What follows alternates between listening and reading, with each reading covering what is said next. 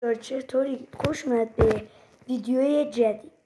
توی این ویدیوی بازی خیلی بچگونه، البته طوری نیست ولی خب میخوایم این بازی رو براتون بریم امروز. امیدوارم که از ویدیو خوشتون اومده باشه. البته قبل از اینکه بریم سراغ ویدیو، لایک فراموش نشه، دکمه سابسکرایب هم بزنید و حتما کامنت بذارید که بعداً چه بازیایی برم. بریم سراغ بازی.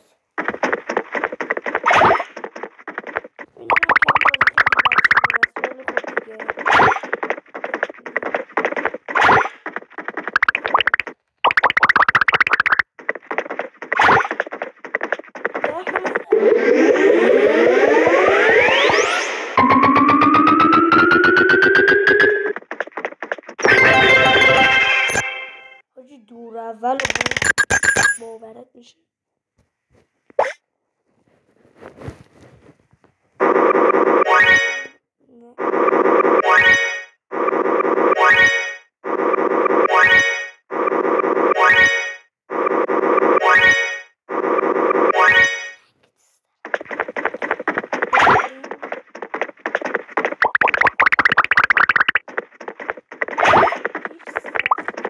که مثلا بگیم نمیتونیم اینجا رو من خیلی دوست دارم.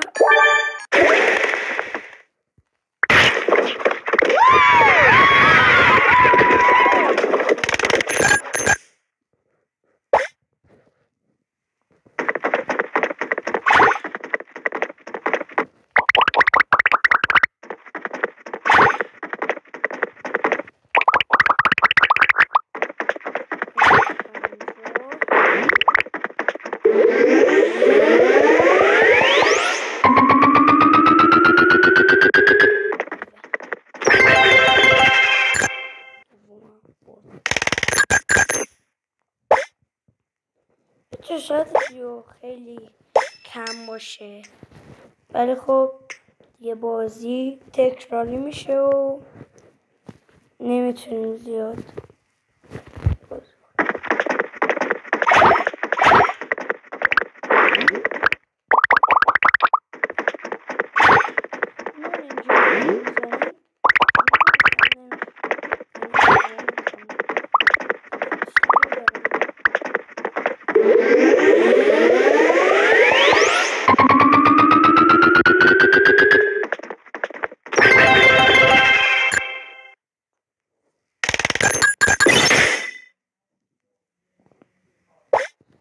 بچه واقعا ببخشید که این ویدیو خیلی کوتاه بود.